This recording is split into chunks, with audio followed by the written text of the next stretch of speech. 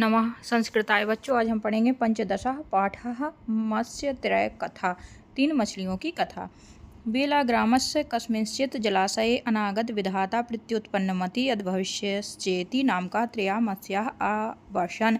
बेला नामक गांव के किसी जलाशय में या तालाब में अनागत विधाता प्रत्युत्पन्नमति यद्भविष्यति इति नामक यह नाम की 3 मछलियाँ रहती थीं। कदाचित् तं जलाशयम् अवलोक्य धीवराः परस्परम् अवदत्। कदाचित कभी उस तालाब को देखकर कोई धीवर आपस में वार्तालाप कर रहे थे। अस्मिन् जलाशये बहवः मत्स्याः सन्ति। इस जलाशय में बहुत सी मछलियाँ हैं। प्रभाते अस्माभिः अत्र अवश्यमेव आगन्तव्यम् इति। सुबह हम लोगों को यहाँ जरूर आना चाहिए। एतादृशं निश्चयं कृत्वा ते अगच्छन्। ऐसा निश्चय करके वे वहाँ से चले गए। एतत् श्रुत्वा तेषु मत्स्येषु अनागत विधाता नाम मत्स्यः अकथयत्। यह सुनके उनमें से एक अनागत नाम की मछली ने कहा, श्वः प्रभाते ते धीवराः नूनमेव अत्र आगमिष्यति। कल निश्चित रूप से वह ढीमर यहाँ जरूर आएगा। सर्वान् च मत्स्यान् जाले बद्ध्वा नेष्यन्ति। सभी मछलियों को वो जाल में बांधकर ले जाएंगे। एतत् चिन्तित्वा अनागत विधाता अन्यत् जलाशयम् अगच्छत्। यह सोचकर अनागत विधाता नाम की मछली दूसरे जलाशय को चली गई। एतत् ज्ञात्वा प्रत्युत्पन्नमतिः नाम मत्स्यः समयानुगुणं कार्यं करोति। यह जानकर प्रत्युत्पन्नमति नाम की मछली ने समय के अनुकूल कार्य करेंगे इति उक्त्वा निश्चिन्तः अभवत्। ऐसा कहकर निश्चिंत हो गई। तृतीयः मत्स्यः यद् भविष्यः अवदत्।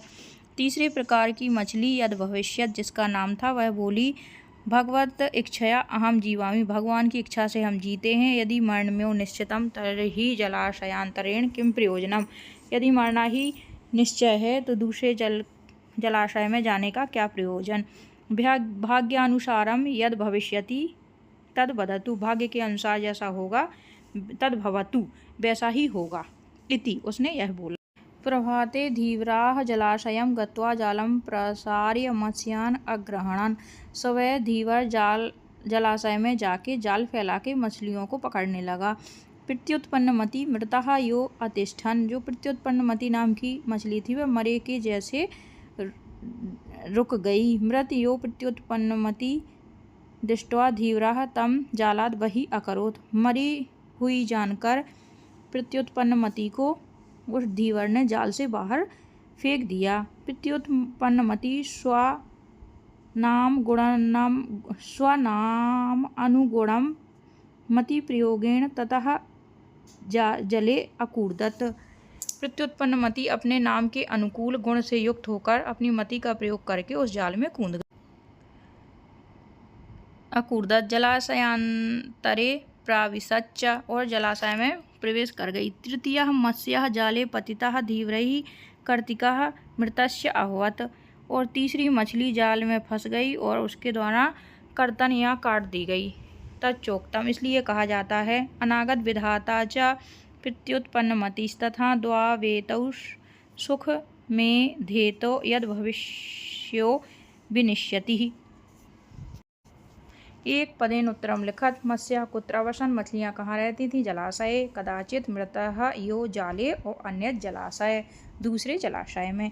एक वाक्येन उत्तरम लिखत। कहानी की जगह लिख देंगे, अनागत विधाता प्रत्युत्पन्नमति यद् भविष्यत। ख नंबर में आ जाएगा किम उक्तम की जगह समयानुसारम कार्यम करोमि इति उक्त्वा। ग नंबर में किम अकुर्वन् हटा के प्रभाते धीवराः लिख के पूरा हिंदी का शब्द जोड़ देंगे और एक वाक्य उत्तर हो जाएगा। अब आते हैं संधि पदच्छेद कुरुत। संधि को अलग अलग करके लिखना है।